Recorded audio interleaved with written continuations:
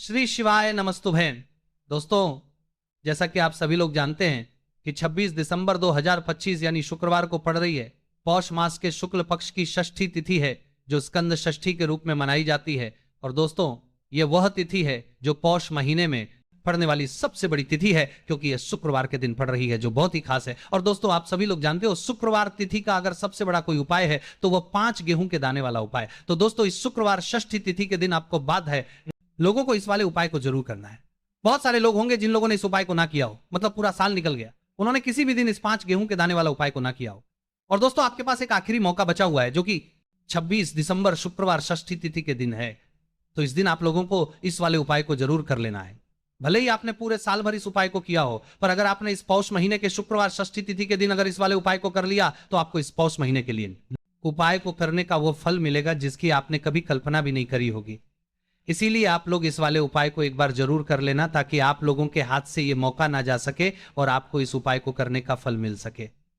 दोस्तों, ये उपाय पंडित जी ने अपनी अभी की ही शिव महापुराण की कथा में बताया है। जिस उपाय को आज हम आपको बहुत अच्छे से समझाने वाले हैं, इस वीडियो को देखने के बाद इस उपाय को समझने के लिए आपको कोई और वीडियो को देखने की जरूरत नहीं पड़ेगी। तो चलिए दोस्तों, उपाय को शुरू करते हैं। देखिए, ये इस पौष महीने के शुक्रवार षष्ठी तिथि के दिन ये इतना खास होता है, इतना महत्वपूर्ण होता है। देखा गया है कभी कभी बड़े बड़े पूजा पाठ अनुष्ठान से जो मनोकामना पूर्ण नहीं होते, वो पौष महीने के शुक्रवार षष्ठी तिथि के दिन एक छोटे से उपाय की सप्ताह खास होता है। इस पौष महीने के शुक्रवार षष्ठी तिथि के दिन एक छोटे से उपाय की सप्ताह रखा करने से ही आपकी मनोकामना पूर्ण हो जाती है। और बहुत सारे लोगों ने इस उपाय को किया भी है और उनको इस उपाय को करने का फल भी जरूर मिला है। अगर आप लोग भी इस उपाय को करना चाहते हैं तो आप इस उपाय को पहले अच्छे से समझ लेना, सुन लेना, उसके बाद करना, आपको इस उपाय का फल जरूर मिलेगा। और इस उपाय को कर लेने से आपके घर में चाहे किसी भी प्रकार दोहक और समस्या क्यों ना चल रही हो, आपको उसका कारण भी नहीं पता है कि भाई ये समस्या किस कारण से चल रही है। उसका कुछ भी कारण हो सकता है, जैसे पितृदोष हो सकता है या किसी भी तरह का मंगल दोष भी हो सकता है। तो इस दिन आप लोगों को यह वाला उपाय कर लेना है। ये एक ऐसा उपाय है जिस उपाय दिन मोह को अगर किसी विशेष दिन पर किया जाए तो भाई उस विशेष दिन का जो है वह तो हमें मिलता ही मिलता है। पर हमने उस दिन पर इस 5 गेहूं के दाने वाला उपाय को किया है तो हमें उससे भी बड़ा फल मिलता है, और फल बहुत जल्दी मिलता है, क्योंकि आप इस उपाय को बहुत ही बड़े और विशेष दिन पर कर रहे हो। तो चलिए अब उपाय के बारे में बात करते हैं, लेकिन उससे पहले आप लोगों को यह जानना आवश्यक है कि आखिर यह उपाय किस समय करना है, किसको करना है और कैसे करना है। तो चलिए हम आगे आपको वीडियो में एक एक करके बता देते हैं, लेकिन उससे पहले अगर आप लोग हमारे चैनल पर नए हैं तो हमारे चैनल को सब्सक्राइब कर लेना। इस वीडियो को लाइक करके कमेंट बॉक्स में श्री शिवाय नमस्तुभयम ओम नमः शिवाय जरूर टाइप कर देना।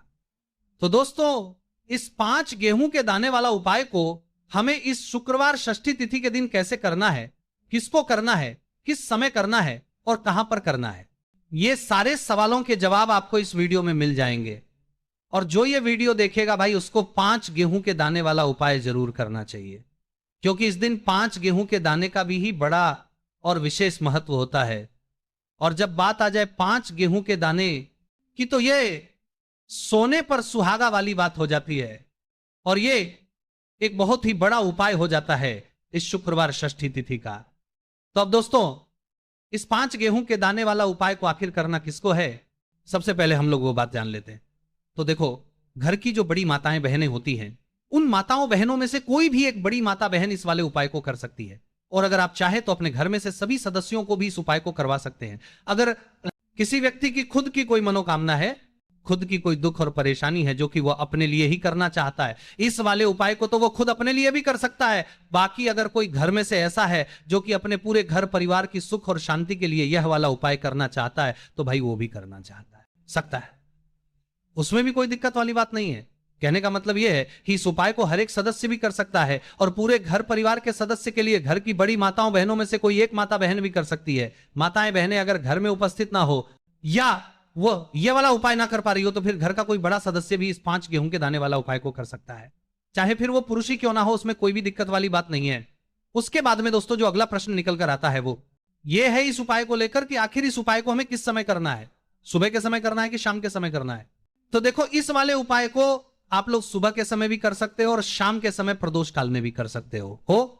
अब अगर आप पूछो कि भाई साहब सबसे उत्तम समय कौन सा रहेगा इस 5 गेहूं के दाने वाला उपाय को करने का, तो हम आपसे बस यही कहेंगे कि इस उपाय को आप सुबह के समय करेंगे तो ज्यादा बेहतर होगा। बाकी अगर के समय भी करेंगे तो भी अच्छा होगा, उसमें कोई भी दिक्कत वाली बात नहीं है। उसके बाद में दोस्तों जो अगला प्रश्न निकल कर आता है वो ये है, इस उपाय को लेकर के आखिर इस उपाय को हमें किस समय करना है, सुबह के समय करना है कि शाम के समय करना है।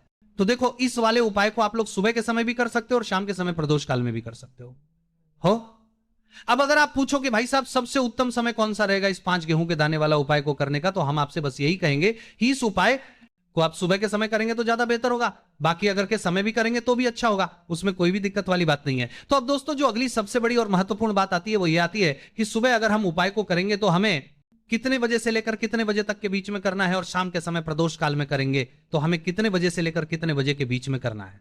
सुबह जितनी जल्दी हो सके आप उपाय को करने की कोशिश करना, बाकी किसी कारणवश लेट भी हो जाओ, थोड़ी देर भी हो जाए तो 10 या 11:00 बजे तक भी आप उपाय कर लेना, पर 12:00 बजे से ज्यादा देरी ना हो, ठीक है, इस बात का ध्यान रखना। उसके बाद में दोस्तों अगर शाम के समय प्रदोष काल की बात करें, प्रदोष काल का जो समय है होता है वो शाम के 6:00 बजे से शुरू हो जाता है, मतलब शाम के 6:00 बजे से लेकर 7:00 बजे के बीच का जो कारिकता माना समय होता है, यह समय प्रदोष काल का समय होता है। इस उपाय को 7 या 8:00 बजे के बीच में भी कर सकते हो, मतलब शाम के 6:00 बजे से रात 8:00 बजे के बीच में आप कभी भी इस वाले उपाय को करते हो, उसमें कोई भी दिक्कत वाली बात नहीं है। परंतु शुक्रवार षष्ठी तिथि के दिन कोशिश करना कि समय के अंतर्गत ही कर लो, किसी कारणवश ना कर पाओ तो थोड़ा देरी से भी कर सकते हो, आपको उपाय का फल जरूर मिलेगा। देखिए गुरुदेव ने बताया है कि जो प्रत्येक महीने षष्ठी की तिथि आती है वो भी दरा सत्य मिलेगा आपको के साथ जान, प्रत्येक महीने सत्य की तिथि आती है और आपको उपाय का फल जरूर मिलेगा। हमारे जीवन से सारे संकटों को दूर करने के लिए बहुत ही खास होती है। तो देखिए आज के इस पूरे वीडियो में हम आपको गुरुदेव बताए गए 2 से 3 बहुत ही चमत्कारी उपाय बताने वाले हैं। ये तीनों ही उपाय आपके जीवन के सारे संकट और समस्याओं को समाप्त करने वाले हैं। तो चलिए दोस्तों जान लेते हैं गुरुदेव द्वारा बताए गए सबसे पहले चमत्कारिक और विशेष उपाय के बारे में। तो देखिए दोस्तों, इस उपाय को करने के लिए सबसे पहले तो आपको मात्र 5 गेहूं के दाने लेने होंगे और इसी के साथ में आपको 1 लोटा जल लेना है। देखिए जल आपको तांबे के पात्र के अंदर लेना है और विशेषकर ये जो जल है आपको अपने घर से ही लेना है। अब देखिए दोस्तों, इसी के साथ में आपको जो आपने 1 लोटा जल लिया है इसमें आपको मात्र 1 गुड़ का टुकड़ा भी मिलाना है। पूज्य गुरुदेव ने बताया है कि जब भी हम ये गुड़ का टुकड़ा इस पात्र के अंदर डालते हैं तो ये हमारे जीवन के कई प्रकार के दोषों को समाप्त करने के लिए होता है। देखिए ये जो जल है हमारे जीवन से वास्तु दोष, काल दोष और पितृ दोष को समाप्त करने वाला है, तो इसीलिए आपको मात्र 1 गुड़ का टुकड़ा भी इस जल है में मिलाना है। अब देखिए दोस्तों, मात्र इन सभी सामग्रियों को सीधे लेकर के आपको पहुंचना है भगवान शिव के मंदिर में। केवल आपको एक विशेष बात का ध्यान रखना है कि आपने जो 5 गेहूं के दाने लिए हैं ये कहीं से भी टूटे हुए खंडित नहीं होने चाहिए, इस बात का आपको विशेषकर ध्यान रखना है। देखिए शिव मंदिर बचने के बाद सबसे पहले तो आपको अपना मुख उत्तर दिशा में कर लेना है तथा दक्षिण दिशा में आपको बैठ जाना है। लेकिन शिव मंदिर में यदि भीड़ अधिक है तो फिर आप किसी भी दिशा में बैठकर इस उपाय को कर सकते हैं। देखिए इस उपाय को करने के लिए सबसे पहले तो आपको एक कार्य करना है, आपके पास जो 5 गेहूं के दाने हैं इन्हें आपको अपने हाथ में लेना है और आपने जो ये गुड़ से युक्त जल तैयार किया था ये जल आपको इन गेहूं के दाने पर डालना है। यानी कि आपको ये जो गेहूं के दाने हैं ही शिवलिंग पर गीले के ही अर्पित करने हैं, क्योंकि सूखी चीजें हम कभी भी शिवलिंग पर अर्पित नहीं करते हैं। अब देखिए दोस्तों, आपको एक कार्य करना है, आपके पास 5 बातर पर प्रताप आता है, गेहूं के दाने हैं तो इनमें से आपको 4 गेहूं के दाने अलग कर लेने हैं और ये जो 4 गेहूं के दाने हैं इन्हें आपको एक साथ शिवलिंग पर, जहां श्री गणेश जी का स्थान होता है, यानी कि शिवलिंग के सीधी तरफ जहां पर गणेश जी विराजमान होते हैं वहां पर आपको 4 गेहूं के दाने अर्पित कर देने हैं और आपको श्री शिवाय नमस्तुभयम या फिर ओम नमः शिवाय इस मंत्र का कम से कम 11 बार जाप कर लेना है। देखिए आपको 4 गेहूं के दाने शिवलिंग के सीधी तरफ अर्पित कर देने हैं।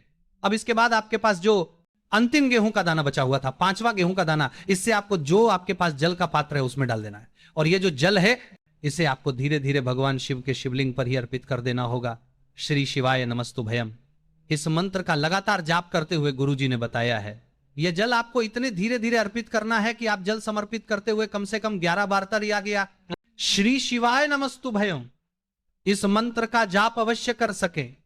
अब आपको शिवलिंग के सामने बैठकर थोड़ी सी देर मंगलेश्वर महादेव का स्मरण कर लेना है, क्योंकि विशेषज्ञ षष्ठी तिथि शुक्रवार के दिन पड़ी है, इसीलिए आपको अवधूतेश्वर महादेव का स्मरण करना है। अब आपको आपके जीवन में जो भी असफलताएं चल रही हैं उन्हें देने से कल दिखा, यानी कि समरे करना देवा दूर करने की प्रार्थना कर लेनी है। व्यापार में अगर आपको सफलता नहीं मिल पा रही है, आपका बच्चा पढ़ाई लिखाई नहीं कर पाता है या फिर आपके विवाह में विलंब हो रहा है, तो जिस भी प्रकार की आपकी समस्या है उसे आपको महादेव के समक्ष रख देना है।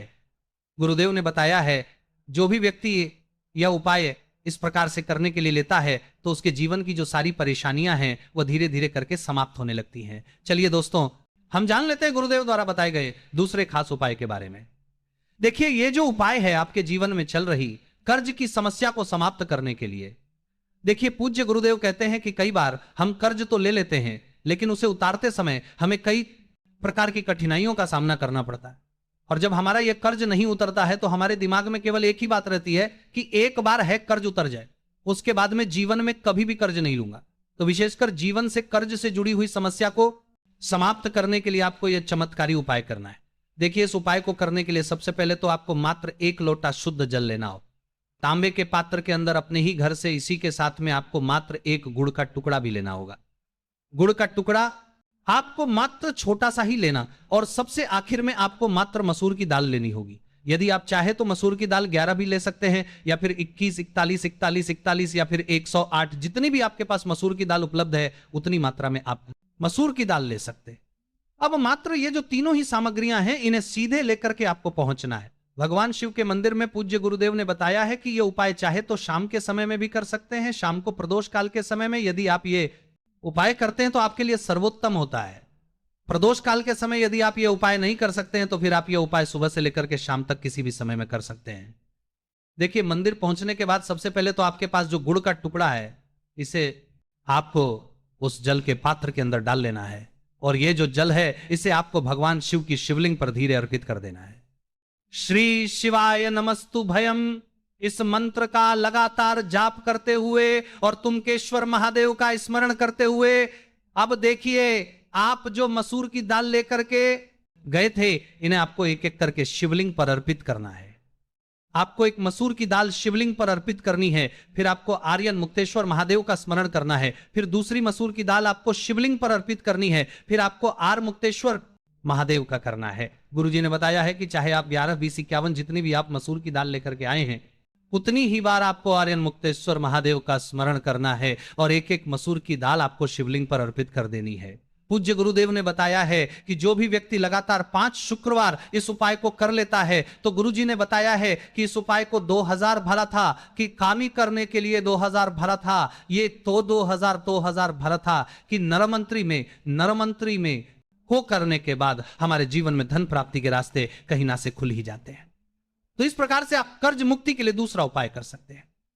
अब दोस्तों, हम जानते हैं तीसरे विशेष और चमत्कारिक उपाय के बारे में। देखिए, यह उपाय विशेषकर ऐसे लोगों को करना है जिनके शरीर में कोई भी रोग हो गया है, कोई भारी बीमारी हो गई, या फिर जिनके बिजनेस में व्यापार में बढ़ोतरी नहीं हो पा रही, लगातार उनका व्यापार ठप होते जा रहा है, या फिर उन्हें अपने नौकरी में पदोन्नति नहीं प्राप्त हो पा रही है, या फिर यदि जीवन में धन की प्राप्ति नहीं हो पा रही है, तो विशेषकर ऐसे लोगों को यह उपाय करना है। देखिए, इस उपाय को करने के लिए आपको मात्र 1 लोटा शुद्ध जल लेना होगा तांबे के पात्र के अंदर अपने घर से। अब देखिए, इसी के साथ में आपको मात्र 5 बेलपत्र लेनी है। देखिए, यदि आपको बेलपत्र प्राप्त नहीं हो पाती है तो आप शिवलिंग पर चीजिए।